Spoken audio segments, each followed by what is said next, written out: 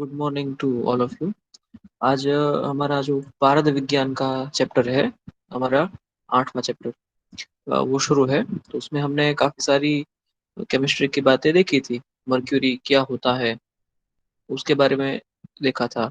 उसकी अणु रचना, संरचना वगैरह चीज़ें देखी थी। उसका फिजिकल स्ट्रक्चर हमने फोटोग्राफ में देखा था। तो आज उससे थोड़ा आगे बढ़ेंगे और ये जो हमारा चैप्टर का नाम है भारत विज्ञान, इसी को सार्थक करेंगे। उसके आयुर्वेदिक जो टर्म्स है उसको और आगे सीखेंगे।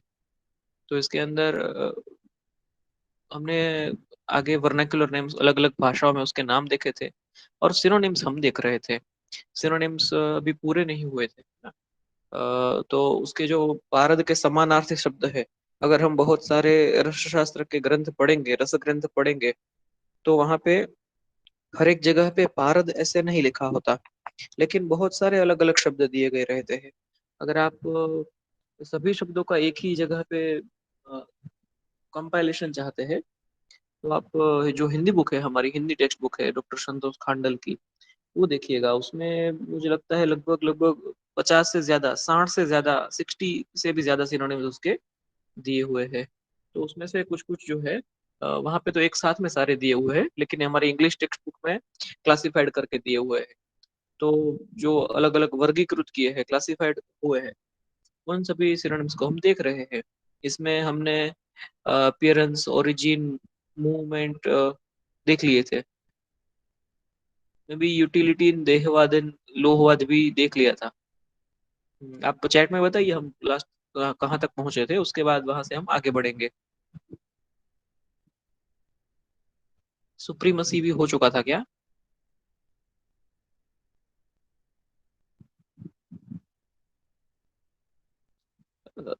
यूटिलिटी इन देहवाद इन लोहवाद तो हुआ था, ये तो मुझे याद है। ओके, सही है। तो फिर आगे सुप्रीमेसी से हम शुरू करते हैं कि भारत या मर्क्यूरी, मर्क्यूरी जो है सभी रस द्रव्यों में, हमारे जितने भी रस द्रव्य है रस शास्त्र में उपयुक्त द्रव्य, उन सभी सब्सटेंसेस में ये सबसे ज्यादा प्राइम है, ये सबसे ज्यादा सुप्रीम है। भारत को ही हमने सबसे ज्यादा सुप्रीम माना है। तो यही दर्शाने के लिए, यही दिखाने के लिए कुछ ऐसे शब्द भारत के सिनोनिम के तौर पे यूज होते हैं, जैसे कि महारस। अभी आप यहाँ पे देखेंगे कि हमने तो लैब में प्रैक्टिकल करते समय बहुत बार महारस के श्लोक बोले हैं। तो महारस के अंदर तो 8 द्रव्य है, फिर भारत को भी फिर से महारस बोला है। तो हाँ, ये तो थोड़ा दो जगह पे अलग अलग मीनिंग हो जाएगा। लेकिन एक ग्रुप है जिसको महारस बोलते हैं, जिसके अंदर अभ्रक, वैक्रांत, माक्षिक, विमल वगैरह द्रव्य आते हैं। और अकेले पारद को, अकेले मर्क्यूरी को, उसको भी महारस ऐसी संज्ञा दी हुई है कि सभी रस द्रव्यों में ये महान है, इसलिए महारस। तो कहाँ पे महारस शब्द से हमें वो 8 द्रव्यों का ग्रुप लेना है, कहाँ पे महारस शब्द से हमें मर्क्यूरी ये मीनिंग लेना है, वो जैसे जैसे हम पढ़ते जाएंगे वैसे सीखेंगे। लेकिन आप ये भी याद रखिए कि महारस शब्द जो है वो सिर्फ एक ग्रुप को दर्शाता है, वो तो है ही, लेकिन उतना ही नहीं, मर्क्यूरी को भी दर्शाता है। फिर है रसेंद्र। रसेंद्र, इंद्र यानी कि जो राजा होता है, जो किंग होता है, उसको बोलते हैं इंद्र। जैसे कि देवों का राजा है ना, तो उसको इंद्र बोलते हैं। उसी तरह से रसेंद्र, तो सभी रस द्रव्यों में ये राजा है, इसीलिए उसको रसेंद्र या फिर रसराज भी बोलते हैं। रसराज या रसेंद्र, रस शास्त्र के सभी द्रव्यों में ये किंग है, राजा है। फिर रस उत्तम है ना, तो ये तो नाम से ही पता चलता है, रस उत्तम, सभी रस द्रव्यों में ये उत्तम द्रव्य है। या फिर रसायन श्रेष्ठ। रसायन श्रेष्ठ यानी कि रसायन कर्म करने वाले द्रव्य जितने भी है, उसमें भी ये सबसे श्रेष्ठ है। तो हमने शुरू में ही पढ़ा था कि भारत का जो उपयोग है वो देहवाद के लिए, लोहवाद के लिए, चिकित्सावाद के लिए किया जाता है। तो उसमें देहवाद यानी कि हमें जो है अजर अमर बनाने वाला, सदा यौवन रखने वाला, ऐसी दवाई हमें बनानी है, वो रसायन है। तो उसमें भी बहुत सारे रसायन बना सकते हैं, लेकिन उसमें भी जो सबसे श्रेष्ठ है वो है पारद। फिर उसी तरह से है सूतरत। तो सूत, ये शब्द भी जो है पारद के सिनोनिम के रूप में ही आता है। और क्यों आता है उसकी पूरी स्टोरी हम देखेंगे। प्रोबेबली आज तो शायद होगा, तो होगा, नहीं तो कल जरूर देखेंगे उसके बारे में, सूत के बारे में। फिर आगे है इनकंसीवेबल प्रॉपर्टीज। तो कुछ पारद के अंदर कुछ गुण ऐसे है, कुछ उसके गुणधर्म है, प्रॉपर्टीज ऐसी है जो हम सिंपली केमिस्ट्री या सिंपली फिजिक्स से नहीं समझ सकते, या सामान्य ज्ञान से हम उसको नहीं समझ सकते। ये जो है बहुत ही इनकंसीवेबल होती है। इनकंसीवेबल यानी कि कॉमन सेंस से इसको समझा नहीं जा सकता। हाँ, अगर आपको मेटाफिजिक्स के बारे में पता है, अगर आपको क्वांटम फिजिक्स के बारे में पता है, तो आप इसको समझ सकते हैं बड़ी आसानी से। तो ये ऐसी कुछ प्रॉपर्टीज होती है। इसीलिए ऐसी प्रॉपर्टीज को दर्शाने के लिए उसके ऐसे सिनोनिम दिए गए हैं, जैसे कि अचिंत्य, है ना। अचिंत्य, जिसके बारे में सोचा नहीं जा सकता। अभी समझिए कि हम लोहवाद की बात करते हैं, तो लोहवाद में तो एक द्रव्य में से दूसरा द्रव्य बनाने के लिए एक धातु में से दूसरी धातु, यानी कि पूरा ट्रांसफॉर्मेशन हो जाता है एक एक एटम का। तो वो सामान्य तरीके से नहीं हो सकता। आज के समय में भी होता है, लेकिन वो बहुत बड़े बड़े मशीन्स के अंदर बहुत ही छोटी सी मात्रा में किया जा सकता है। इस तरह से ट्रांसम्यूटेशन, ट्रांसम्यूटेशन बोलते हैं उसे। आप गूगल में सर्च करिएगा ट्रांसम्यूटेशन, तो आपको पता चलेगा। और सिर्फ एक धातु में से दूसरी धातु उतना ही नहीं, हमारे बहुत सारे ग्रंथ है, जैसे कि रस रत्नाकर नाम का एक ग्रंथ है। उन्होंने बहुत सारे कुदरती चीजों को कृत्रिम तरीके से बनाने का रास्ता दिखाया है पारद का उपयोग करके। तो ऐसे ऐसी प्रॉपर्टीज पारद में होती है मर्क्यूरी में, इसीलिए उसको अचिंत्य ऐसी संज्ञा दी गई है। बाद में अमर, अमर करने वाला है ये, हमें अमर कर देता है, यानी कि मरते नहीं। फिर अनंत, तो उसका जो गुण धर्म है, उसकी उसमें से जो ऊर्जा मिलती है वो सब अनंत होती है। बहुत बहुत ज्यादा होती है, जिसे हम नाप नहीं सकते। फिर दिव्य रस, तो ये एक दिव्य गुणों वाला है, इसलिए उसको दिव्य रस, या रस यानी कि पारद या लिक्विड मेटल ऐसा बोलते हैं। कलिक अंतक, तो जो कुछ भी रोगों को नाश करने वाला होता है, इससे बढ़िया और कुछ नहीं है, पारद से बढ़िया। जो हमारे संहिताओं में जहाँ पे कैटेगराइज किए गए हैं रोगों को, साध्य और असाध्य, है ना। फिर असाध्य के अंदर भी जितने रोग संहिताओं में दिए गए हैं, उन सब को भी ठीक किया जा सकता है इसके द्वारा, मर्क्यूरी के दवाई के तौर पे यूज करने के द्वारा। तो ऐसा उसका सिनोनिम दिया गया है। आगे सौभाग्य और सूक्ष्म, तो ये जो है सौभाग्य वैसे और भी जगहों पे आता है। जैसे हम टंकण पढ़ेंगे, है ना, तो टंकण आपने उसका शोधन तो किया ही है, उस समय में भी बात की थी। उसका जो सिनोनिम है वो भी सौभाग्य है। तो अगेन महारस के जैसे यहाँ पे भी कंफ्यूज नहीं होना है। सौभाग्य यानी क्या, वैसे व्यवहार में तो सौभाग्य यानी टंकण ही लेते हैं हम, लेकिन ये पारद का भी एक सिनोनिम है। जो बहुत भाग्यवान व्यक्ति होता है, उसे ही रसशास्त्र सीखने का मौका मिलता है, उसे ही पारद के बारे में जानने का, पारद को देखने का, उसका उपयोग करने का मौका मिलता है, पारद को कंज्यूम करने का भी अवसर मिलता है। तो इसीलिए उसका सिनोनिम सौभाग्य। और आगे सूक्ष्म है, तो शरीर के सूक्ष्मतम स्रोतों में जाके ये बहुत ही अ, असर दिखाता है अपना, इसलिए उसको सूक्ष्म बोला गया है। हालांकि हमारी बहुत सारी भस्में और औषधियां भी सूक्ष्म स्रोतों में जाती है, लेकिन सभी पारद के जितने सूक्ष्म या पारद के जितने सूक्ष्मगामी असर करने वाले नहीं होते, है ना। तो इसीलिए उसको एक सिनोनिम ऐसा सूक्ष्म दिया गया है। फिर आगे और कुछ है, जो मिथिकल अप्रोच। मिथिकल अप्रोच यानी क्या, वैसे तो ये माइथोलॉजी नहीं बोलते, ये सब सच्ची घटनाएं थी। फिर भी ऐसा इंग्लिश में बोलते हैं मिथिकल अप्रोच, कि जो देवताओं से जुड़ी हुई कुछ बातें हैं, उसके आधार पे पारद को कुछ सिनोनिम्स दिए गए हैं। तो उसमें वैसे तो बहुत सारी चीजें अभी के समय में प्रैक्टिकल हमें दिखती है, लेकिन नाम ऐसे आपको मिलेंगे। जैसे पहला है बीजेंद्र, है ना। तो बीज, बीजों का राजा, इंद्र यानी कि राजा, इंद्र यानी कि किंग। तो बीज, तो बीज यानी क्या, आप सामान्य भाषा में भी समझेंगे। बीज, बीज बीज में से कुछ उत्पन्न होता है। जिस किसी भी चीज में से कुछ ना कुछ उत्पन्न होने की संभावना होती है, उसे बीज बोलते हैं। पेड़ पौधों के बीज होते हैं, मनुष्य का भी बीज होता है, उसी तरह से शिव का भी बीज होता है। तो बीज में से पेड़ पौधे उत्पन्न हो सकते हैं। मनुष्य का बीज यानी कि मनुष्य की शुक्र धातु या रेतस या वीर्य, उसमें से दूसरा मनुष्य या दूसरा सजीव उत्पन्न हो सकता है। उसी तरीके से शिव, तो शिव का जो बीज है ना, शिव का जो वीर्य है, उसी को बोलते हैं बीजेंद्र यानी कि पारद। फिर उसी को बोलते हैं बुद्ध। ये जो है स्थिरतावाचक है। बुद्ध शब्द जो है, ये शरीर को, शरीर की धातुओं को, शरीर की यौवनावस्था को स्थिरता देता है, बुढ़ापा नहीं आने देता। तो कुछ कुछ जगहों पे आपको ऐसे बुद्ध सिनोनिम भी मिलेंगे, और खास करके ऐसी संहिताओं पे कुछ जो सिनोनिम मिलेगा कि जो बौद्ध लोगों ने रसशास्त्र के विकास में बहुत सारा योगदान दिया है, तो उनके ग्रंथों में आपको ये सिनोनिम अवश्य मिलेगा। फिर आगे है हर बीजम। अभी आपको हमेशा याद रखना है सभी सिनोनिम में कि हर, हर जो शब्द है वो शिव के लिए उपयोग में आता है। तो हर यानी कि शिव, तो हर बीजम शिव का बीज, हर रेत शिव का रेत, रेत यानी कि शुक्र धातु, हर तेज यानी कि शिव का तेज, तो ये सभी उसी के लिए अर्थ में दिए गए शब्द है। बाद में इंद्र है ना, इंद्र तो रस इंद्र या फिर इंद्र। फिर देहज, अभी यहाँ पे देह किसका, देह किसका शरीर है, तो देह जो है वो शिव का देह, शिव के देह में से उत्पन्न होने वाला देहज, शिव के देह में से उत्पन्न होने वाला यानी कि ये पारद या मर्क्यूरी।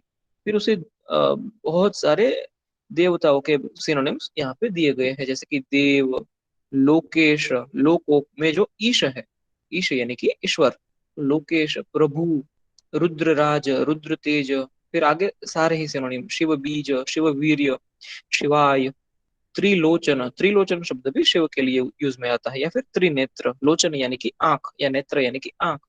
तो शिव के जितने भी सिनोनिम है, शंकर भगवान के जितने भी नाम है, वो सारे के सारे मर्क्यूरी के सिनोनिम के तौर पे अलग अलग ग्रंथों में हमें मिलते हैं। तो हमें वहां पे हमेशा याद रखना है कि यहाँ पे कहीं पे शिव लिखा है, शिवाय लिखा है, त्रिलोचन लिखा है, तो ये सब का सब शंकर भगवान के बारे में बात नहीं हो रही है वहां पे। वहां पे बात हो रही है पारद के बारे में। तो ये कुछ जो है कोडेड वर्ड में लिखा रहता है, और हमें उसको समझना है कि जहां जहां पे भी शिव का वर्णन आएगा, शंकर भगवान के बारे में उसके जो कुछ भी सिनोनिम्स वहां पे शब्दों का उपयोग किया जाएगा, हर एक जगह पे हमें शंकर भगवान के बारे में नहीं, लेकिन हमें मर्क्यूरी के बारे में देखना है, सोचना है। क्योंकि रस ग्रंथों में ऐसे ही उत्पत्ति बताई गई है कि शिव से या शंकर से ही जो है उत्पत्ति होती है पारद की, उन्हीं का शुक्र धातु है, ऐसा बताया गया है। तो आगे जो है एक दूसरा टॉपिक है मर्क्यूरी के या फिर पारद के टाइप्स और उनकी डेफिनेशन। तो आपको यहाँ पे 5 टाइप्स मिलेंगे। वैसे तो आगे आपने बहुत सारे नाम सुन लिए, अलग अलग सिनोनिम्स या समानार्थी शब्द देख लिए, लेकिन उसमें से ये 5 जो है महत्व के है ना, रस, रसेंद्र, सूत, पारद, मिश्रक, ये 5 जो है ये ज्यादा महत्व रखते हैं। अभी आप सोचेंगे ये इसमें टाइप्स क्या होते हैं, मर्क्यूरी तो एक मर्क्यूरी होता है ना, तो वो तो सही बात है, मर्क्यूरी तो एक ही होता है। फिर अगर हम पीरियोडिक टेबल में जाके देखेंगे, अगर हम केमिस्ट्री के नजर से देखेंगे या फिर पीरियोडिक टेबल में जाके देखेंगे, तो वो वहां पे तो एक ही मर्क्यूरी है, 5 अलग अलग नहीं है।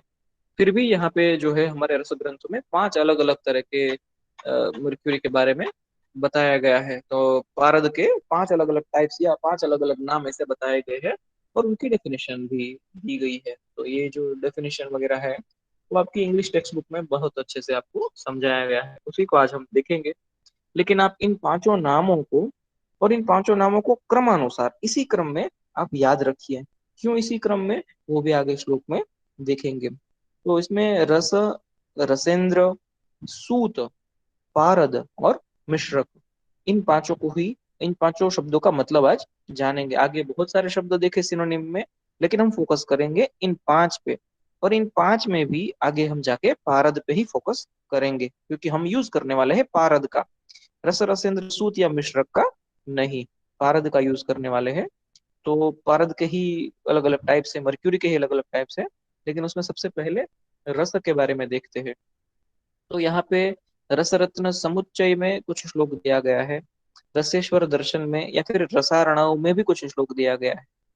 तो यहाँ पे रस रत्न समुच्चय में क्या बताया गया है, रसनात् सर्व धातूनां रस इति अभिधीयते, जरारं मृत्यु नाशाय रस्यते वा रसो मतः। तो आप तो कहेंगे कि ये श्लोक तो हमने पढ़ लिया है, हमने एकदम शुरू में ही परिभाषा में ही पढ़ लिया है ना, रस मतलब क्या, तो ये श्लोक हमारे वहां पे ही हुआ था। फिर भी एक बार रिवाइज कर लेते हैं कि रसनात् सर्व धातु नाम, जो सभी धातुओं को यहाँ से हमें रस रक्त मांस मेद नहीं, लेकिन सोना चांदी लोहा तांबा उनको लेना है, खा जाता है, रसनात् खा जाता है, रसन करना यानी कि खा जाना, खा लेना। तो एक ऐसी मेटल है, मर्क्यूरी नाम की एक ऐसी मेटल या एक ऐसी धातु है जो बाकी सभी धातुओं को खा जाती है, इसीलिए उसको रस बोलते हैं। ये रसन कर लेती है सभी धातु का, ये सभी धातु का भक्षण या खा जाती है उसको, इसीलिए उसको रस, रस इति अभिधीयते, उसको रस बोलते हैं। आगे और भी बताया है, जरा, रुक, मृत्यु, तीन शब्द है, जरा, रुक, मृत्यु, नाशाय। ये जरा का नाश करता है, जरा यानी कि वृद्धावस्था, जरा यानी कि वृद्धावस्था, उसका नाश करता है। रुक, रुक यानी कि रुझा या फिर बीमारियां, बीमारियों का नाश करता है। और मृत्यु का भी नाश करता है। तो ये अमर भी बनाता है, अजर भी, अजर यानी कि जरा ना आए ऐसा अजर। तो ये रोगों का नाश करता है और अजर अमर बनाता है, ऐसा है। इसलिए भी इसको रस्यते, इसको खाने से, मर्क्यूरी को खाने से, ये मर्क्यूरी को दवाई के तौर पर लेने से ये हमें जरा मृत्यु से दूर कर देता है। तो ये जो है इसीलिए भी इसको रस बोलते हैं, ऐसा रस रत्न समुच्चय में बोला गया है। और मर्क्यूरी का ऐसा कंजम्पशन किया भी था, लेकिन मनुष्यों ने नहीं, किसी और ने। तो वो कौन कौन है वो आगे देखेंगे।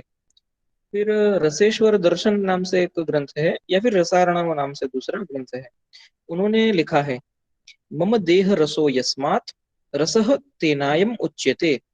तो मेरा देह रस, अभी मेरा मतलब किसका, मेरा मतलब शिव जी का। तो मम देह रसो, यहाँ पे शिव पार्वती संवादात्मक ये ग्रंथ है। तो शिव बोलते हैं, पार्वती सुनते हैं। तो शिव ने कहा, मम देह रसो, मेरा देह रस, मेरे शरीर का, मेरे देह का जो रस है, रस यानी कि मेरे शरीर का जो सार भाग है, शुक्र धातु है, यस्मात जो है, रसः तेनायम उच्यते, वही रस है, वही मर्क्यूरी है, वही पारद, ऐसा दूसरे ग्रंथ में भी मिलता है।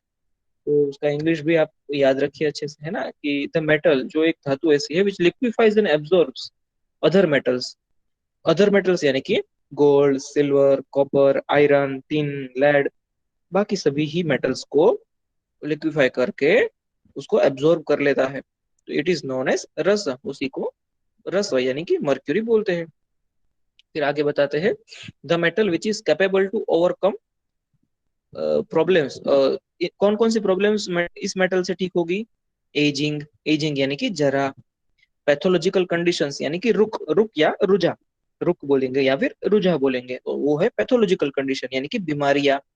और इवन डेथ यानी कि मृत्यु को भी नाश कर सकते हैं पारद को दवाई के तौर पे उपयोग करके। यानी कि अगर पारद को हम नियमित तौर पे हमेशा ही दवाई के तौर पे लेते रहेंगे, मर्क्यूरी से बनी दवाइयाँ, तो मृत्यु भी बहुत बहुत दूर चला जाएगा, कभी आएगा नहीं। 100 साल क्या, उससे भी बहुत ही लंबा समय हम जिंदा रह सकते हैं। आपने कहानियों में सुना होगा ना, कहानियों में आपने सुना होगा कि ऋषि मुनि जो थे हजारों सालों तक जीते थे, है ना, लाखों सालों तक जीते थे, तपस्या करते थे। तो वो इन्हीं का उपयोग करते थे कि 100 साल नहीं, 1000 साल या उससे भी ज्यादा जीने के लिए वो क्या करते थे, मर्क्यूरी को सिद्ध करके, मर्क्यूरी को 18 संस्कार करके बाद में उसका कंजम्पशन करते थे, उसको खाते थे दवाई के तौर पे। और वो 100 साल नहीं, बहुत बहुत ज्यादा साल जिंदा रहते थे। और तप यानी कि तपश्चर्या यानी कि अपना जो काम करना है उनको, अपनी जो ड्यूटी है, तो ऋषि मुनि यानी कि साइंटिस्ट, तो उनकी जो ड्यूटी है वो हमेशा ही उसमें लगे रहते थे। तो ये जो है, इट इज यूजफुल इन सर्व सिद्धि। तो सभी तरह की सिद्धि प्राप्त करनी है उसमें ये यूजफुल है, ये जो रस है। अभी सर्व सिद्धि कौन कौन सी है, अगर ये आपको पता हो तो आप चैट में बताइए, अगर नहीं पता हो तो कल बताइए।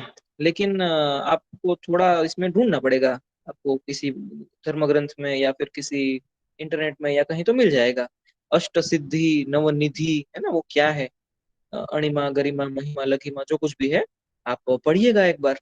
सर्व सिद्धि प्राप्त करने में भी ये उपयोगी है। तो क्या क्या है वो, वैसे अभी ये हमारे सब्जेक्ट का मैटर तो नहीं है, लेकिन आपको थोड़ा पता होना चाहिए, इसलिए आप ये सर्व सिद्धि भी थोड़ा पढ़िएगा। आगे जाते हैं हम रसेंद्र की ओर। रसेंद्र है ना, रस इंद्र, रस भी रस द्रव्यों में इंद्र के समान, सभी रस द्रव्यों में किंग के समान। तो मीनिंग भी उसका रस रत्न समुच्चय में वही दिया है।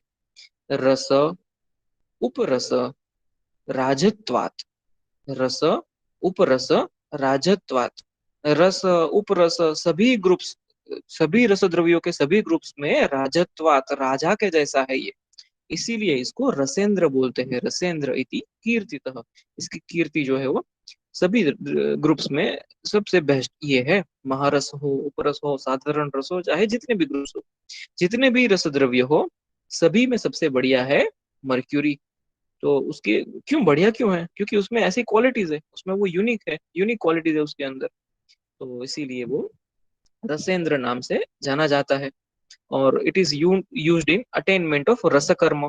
तो रसकर्म यानी कि पारद कर्म, पारद के 18 संस्कार करने हैं, तो उसमें इसी का रसेंद्र का यानी कि मर्क्यूरी का ही उपयोग किया जाता है। आगे है सूत। अभी ये जो सूत शब्द है ना, ये सूत शब्द के वैसे तो संस्कृत भाषा में बहुत सारे मीनिंग है अलग अलग। सूत शब्द से हम पुत्र भी समझते हैं, ऑफस्प्रिंग है ना, ऑफस्प्रिंग यानी कि हमारे जो वंशज है, हमारे वंश में जो जन्म हुए हैं या हमारे जो पुत्र है, उसको भी सूत बोलते हैं। तो मरक्यूरी को भी ऐसा संज्ञा प्राप्त है, जैसे कि क्या बोलते हैं कि शिव का वीर्य समान, शिव के जो सार भाग है वो ही है भारत। तो वही पुत्र उत्पत्ति के लिए जरूरी है, इसलिए उसको सूत भी बोलते हैं। लेकिन यहाँ पे हमें कुछ स्मृतम, कुछ याद रखना है। देह लोहमयी सिद्धिम, देह जो है उसको सिद्ध करना है, लोह जो है उसको सिद्ध करना है। देह लोहमयी सिद्धिम सूते, सूते यानी कि सूत से ही, पारद से ही होगी, मर्क्यूरी से ही देह सिद्ध होगा, लोह सिद्ध होगा। सिद्ध होगा मतलब क्या? देह से पारद से ही देह सिद्ध होगा। देह, हमारा शरीर ऐसा बन जाएगा जो हमेशा युवान रहे, जो कभी बुढ़ा ना हो, जो अजर अमर हो जाए, उसी को बोलेंगे देह सिद्धि। और पारद से ही लोह सिद्धि होगी। लोह सिद्धि यानी क्या? कि जो निम्न कक्षा की धातुएं है, जैसे कि टीन है, लेड है, कॉपर है, उसमें से उच्च कक्षा की धातुएं जैसे कि गोल्ड और सिल्वर बन जाएगी, तो उसी को बोलेंगे लोह सिद्धि।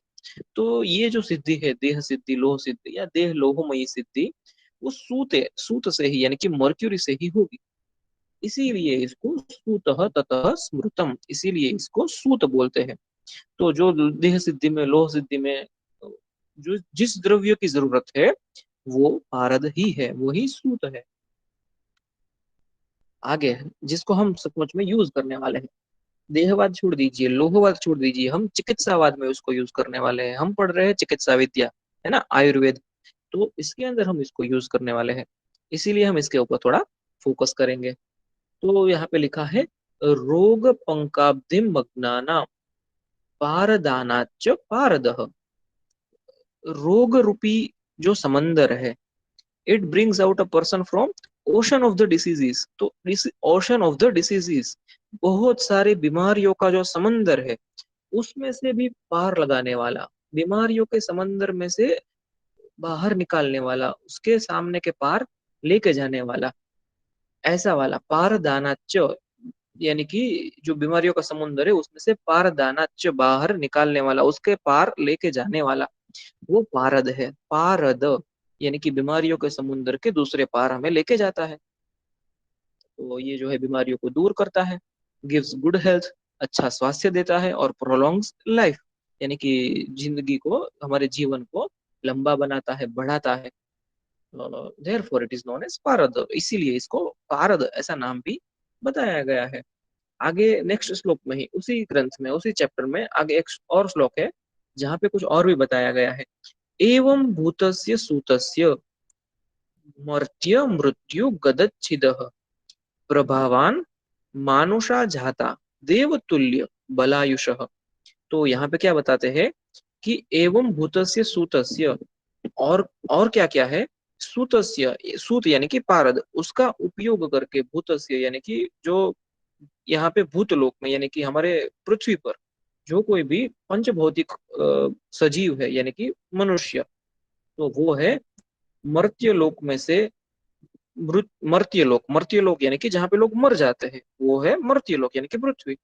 जहाँ पे मर्त्यलोक में से मृत्यु, गद, मृत्यु को, और गद को, गद यानी कि बीमारी, गद यानी बीमारी, ये उसका सिनोनिम है, व्याधि उसका सिनोनिम है।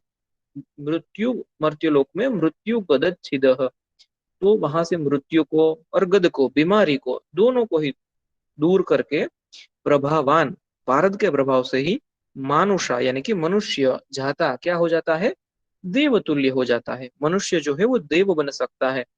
देव बन सकता है मतलब कैसे? यानी कि वो देवतुल्य बल और देवतुल्य आयुष्य प्राप्त कर सकता है। तो पारद जो है बीमारियों को दूर करता है, बहुत सारी शक्ति देता है, मृत्यु को भी जीत लेता है, और हमारी जो है जीवन जो है बढ़ाता है, इतना बढ़ाता है कि हम देवतुल्य बल और देवतुल्य आयुष्य प्राप्त कर सकते हैं। तो ये भी रस रत्न समुच्चय में ही बताया गया है, और इसी वजह से उसका नाम भी आगे पारद बताया गया है, कि मृत्यु के भी पार लगा देगा, बीमारियों के भी पार लगा देगा, और ये जो है पारद कहलाएगा। आगे बताया गया है मिश्रक। तो मिश्रक जो है उसके बारे में कहा है सर्व धातुगतम तेजो मिश्रितम, सभी धातुओं का तेज इसके अंदर समाहित है। हमने पहले ही रस, जो पहला शब्द था रस, उसी के अंदर देखा कि ये सभी धातुओं को खा जाता है ना। ये gold, silver, copper, iron, tin, lead सभी को खा जाता है, अपने अंदर समाहित कर लेता है, उन द्रव्यों को ऊर्जा स्वरूप में समाहित कर लेता है अपने अंदर। तो सभी धातुओं का जो तेज है, सर्व धातुगतम तेजम, सभी धातुओं का जो तेज है वो इसके अंदर मिश्रित होके तिष्ठति रहता है, तिष्ठति यानी कि रहता है पारद के अंदर। सर्व धातुगतम तेजो, सभी धातुओं का तेज इसी के अंदर, मर्क्यूरी के अंदर ही रहता है। कब अकेला मर्क्यूरी है तब नहीं, लेकिन हमने मर्क्यूरी के 8-10 संस्कार किए हैं, 18 संस्कार किए हैं, उस समय पे सब हमने इसके अंदर काफी सारी धातुएं मिलाई है, उसको चारण खिलाया है, बाद में जारण उसको पचाया भी है मर्क्यूरी के अंदर। तो मर्क्यूरी के अंदर वो द्रव्य में से ऊर्जा में भी रूपांतरित हुआ है। तो इन सभी धातुओं का जो तेज है भारत के अंदर ही रहता है। तस्मात स मिश्रक, तब जाके उसको मिश्रक बोलते हैं। प्रउक्तो पहले ही बताया गया है, यानी कि प्रउक्तो नाना रूप, बहुत अलग अलग तरह से, नाना रूप फलप्रद, बहुत अलग अलग तरह से ये फलप्रद, यानी कि अलग अलग रूप समय, अलग अलग रिजल्ट हमें देने वाला है। तो मिश्रक exhibits usual radiance of all धातु, सॉरी मैं यहाँ पे यूजुअल नहीं अनयूजुअल लिखना चाहिए है ना। ये यूजुअल नहीं होगा, अनयूजुअल होगा, यानी कि ये सामान्य नहीं, एक विशिष्ट है। इसका जो रेडियंस है, इसकी जो प्रभा है, वो कॉमन नहीं होगी, किसी भी धातु की चमक के जैसी नहीं होगी, लेकिन ये बहुत सारी अलग अलग धातुओं का तेज इसके अंदर समाहित होता है, और अलग अलग धातुओं के साथ मिक्स होके ये अलग अलग काम करने में उपयोग में आता है। अगर मैंने इसके अंदर स्वर्ण मिला दिया है तो ये कुछ अलग काम करेगा है ना, उसके अंदर मैंने रजत मिला दिया है यानी कि चांदी मिला दी है, तो वो हमें जो चाहिए वो अलग काम करेगा। तो इस तरह से ये मिश्रक भी कहलाता है। तो वैसे तो ये पांचों ही आपके 5 तरह के टाइप्स है, पारद के 5 तरह के टाइप्स है, और उसकी डेफिनेशन है। ये वैसे एग्जाम में बहुत बार पूछा जाने वाला क्वेश्चन है, तो आप इसको अच्छे से याद रखिए। लेकिन और बेहतर तरीके से याद रखने के लिए रस होता कैसा है, रसेंद्र होता कैसा है, सूत कैसा होता है, पारद कैसा होता है, उसको थोड़ा अच्छे से हम आज समझ लेंगे तो पता चलेगा। तो ये जो श्लोक है ये अगेन रसरत्न समुच्चय से ही लिया गया है। तो यहाँ पे जो है मर्क्यूरी के टाइप्स बताए गए हैं। तो पारद के जो टाइप्स है, मर्क्यूरी के जो टाइप्स है, पहले पहली लाइन, इस श्लोक की पहली लाइन और उस पहली लाइन का भी पहला आधा पार्ट है ना, उसमें पांचों के पांचों नाम है।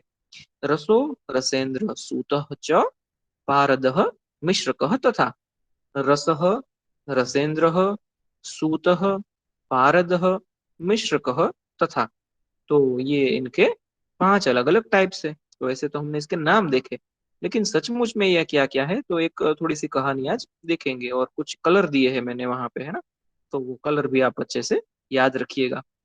र, तो इति पंचविधो जातः, इति यानी कि ये 5 तरह का होता है, क्षेत्र भेदेन अलग अलग जगह से मिलता है। शंभुज, शंभुज यानी कि मर्क्यूरी, शंभु यानी कि शिव, और शंभुज यानी कि शिव से मिलने वाला यानी कि पारद। तो इति पंचविधो चाहतः क्षेत्र भेदेन, अलग अलग जगह से 5 तरह का मर्क्यूरी हमें मिलता है। तो उन पांचों ही के बारे में और एक बार थोड़ा डिटेल में जानते हैं। जैसे कि रसो, सबसे पहले रस के बारे में, रसह, रसह या फिर रसो, उसके बारे में जानते हैं। तो रस जो है, रक्तो, ये एक ऐसा मर्क्यूरी है जो लाल कलर का होता है, रक्त वर्ण का। हमारा रक्त कौन से वर्ण का होता है? रेड है ना, ब्लडी रेड कलर। तो अभी तो आप सोचेंगे ये ऐसा मर्क्यूरी तो कहाँ पे होगा, है ना, मर्क्यूरी तो सिल्वर कलर का होता है, हमने सबसे पहले देखा है। और ये फोटो में भी हमने देख लिया है कि मर्क्यूरी तो ऐसा होता है, सिल्वर शाइनिंग अपीयरेंस होता है इसका। लेकिन यहाँ पे कुछ और बोलते हैं।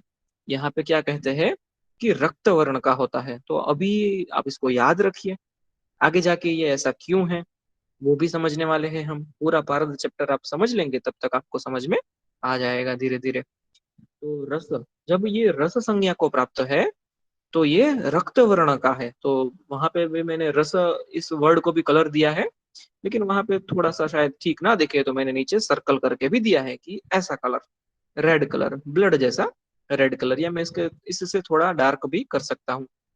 रस रक्तो, रक्त वर्ण का, ये मर्क्यूरी रेड कलर का है, ब्लडी रेड कलर का मर्क्यूरी। विनिर्मुक्त सर्वदोष ही, इस मर्क्यूरी में, रेड कलर के मर्क्यूरी में सर्वदोष ही विनिर्मुक्त, किसी भी प्रकार का कोई भी दोष नहीं होता। तो अभी रस के बारे में याद रखिए। रस, रस रेड कलर का है, ब्लडी रेड कलर है ना, रक्त वर्ण का है। और इसमें सर्व दोष ही विनिर्मुक्त, इसमें कोई भी तरह का दोष नहीं होता। ये मर्क्यूरी, रक्त वर्ण का जो मर्क्यूरी है वो सभी दोषों से मुक्त होता है। रसायन, ये रसायन कर्म करने वाला होता है, यानी कि ये हमारा जो है लाइफ स्पान बढ़ाने वाला होता है, हमें अमर करने वाला होता है। आगे है संजाता।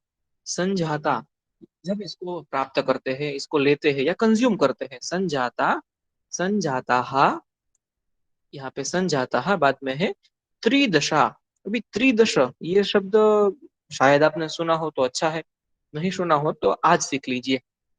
त्रिदश, ये त्रिदश, ये जो शब्द है आपको सेकंड लाइन में मेरा कर्सर जहाँ पे दिख रहा है वहां पे त्रिदश, ये जो शब्द है वो देव के लिए यूज में आता है। जो देव होते हैं या जो डेटीज होते हैं, है ना, जो भगवान होते हैं उनके लिए, ईश्वर के लिए यूज में आता है त्रिदश। तो वैसे वो 33 है ना, हम पढ़ते हैं 33 कोटि देवता, 33 प्रकार के वो देवता है, या फिर त्रिदश, त्रिदश यानी कि देवता या देव। संजाता त्रिदश, तो देवता जो थे उन्होंने ये रक्त वर्ण का मर्क्यूरी कंज्यूम किया। देवता ने ये रक्त वर्ण का मर्क्यूरी यानी कि रस, इसको कंज्यूम किया, उन्होंने उसका जो है उपयोग किया अपने शरीर के लिए, देवता के अपने शरीर के लिए।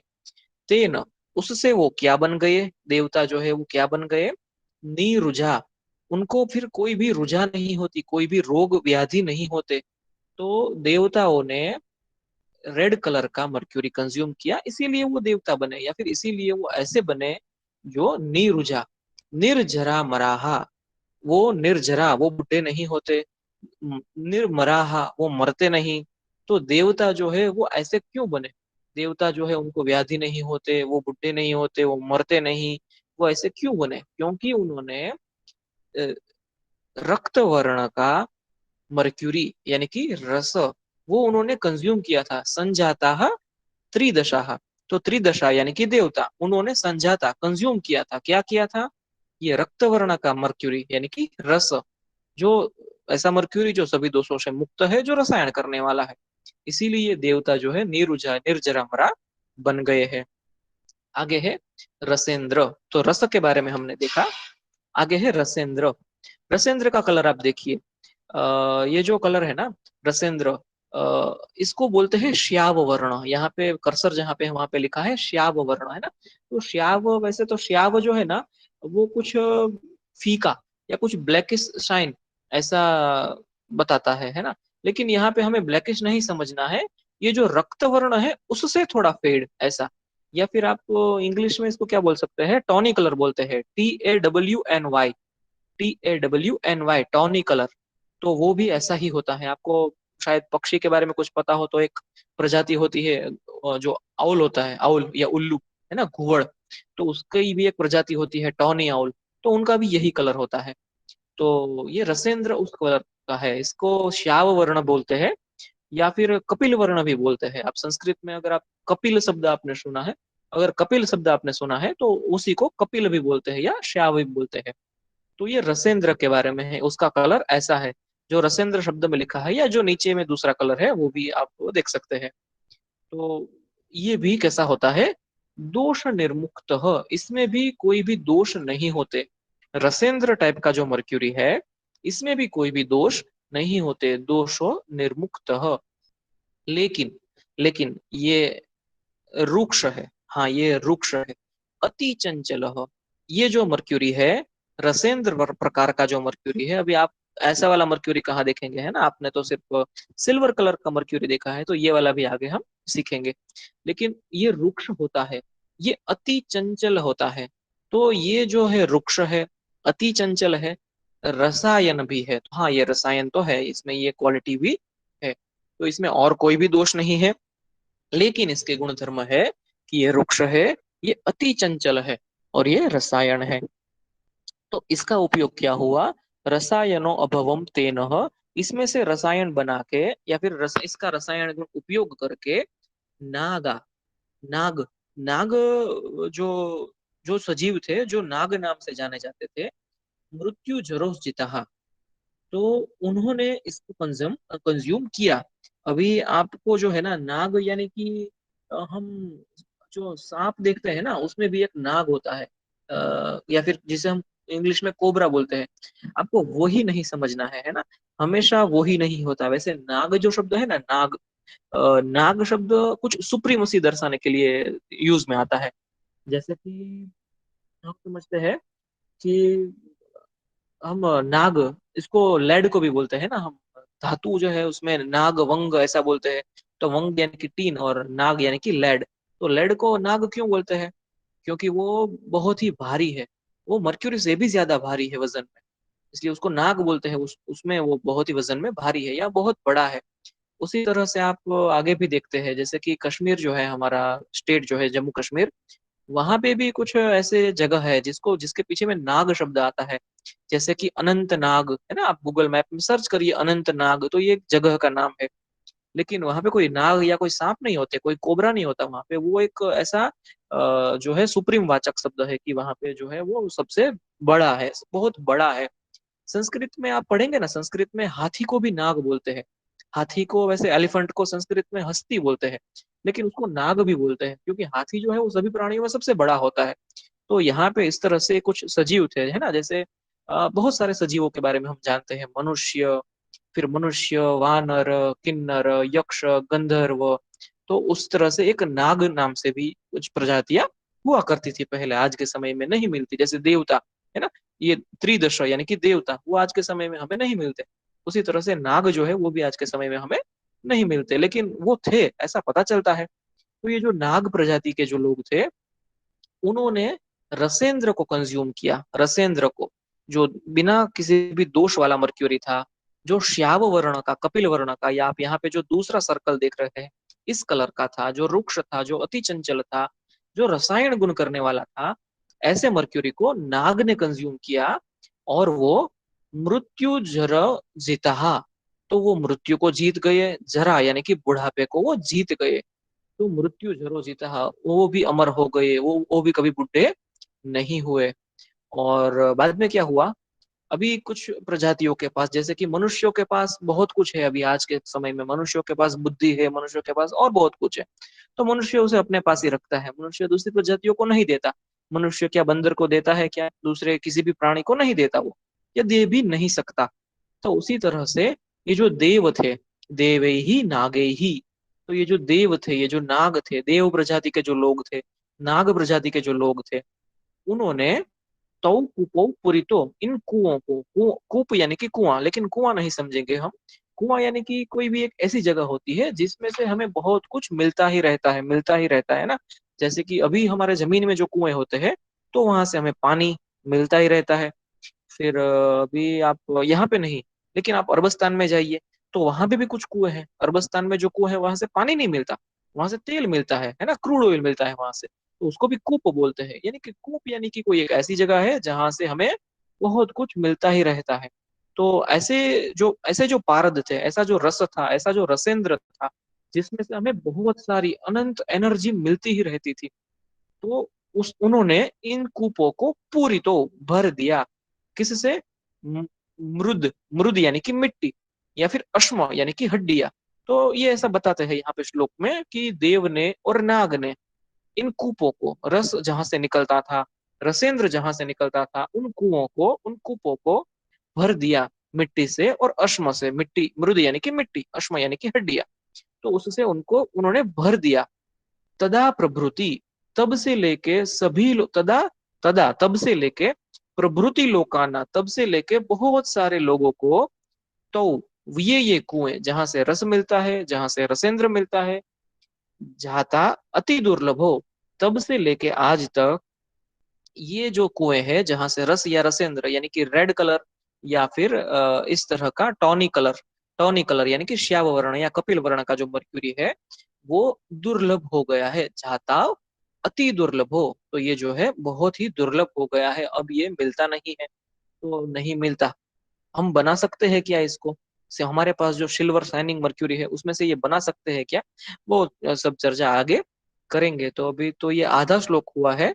आगे हमने ये रस रसेंद्र के बारे में देखा, सूत पारद मिश्रक के बारे में देखना है, लेकिन आज का समय तो हो गया है समाप्त, तो बाकी का जो है हम आगे देखेंगे। तो ये 7 लाइन का श्लोक है, आपको बाय हार्ट करना कंपलसरी नहीं है, लेकिन समझ लेना बहुत बहुत जरूरी है। तो आप इस वीडियो को जब मैं यूट्यूब पे डालूंगा तो आप इसको दूसरी तीसरी बार देखिए, अच्छे से फिर से सुनिए, फिर से समझ लीजिए। और सूत, सूत पारद और मिश्र को उसके बारे में नेक्स्ट क्लास में हम सीखेंगे, वो क्या क्या होता है। और बाकी और भी सारी काफी सारी चीजें हैं सीखनी, तो वो नेक्स्ट क्लास में सीखेंगे। आप जो है चैट में अपने अटेंडेंस भेज दीजिए।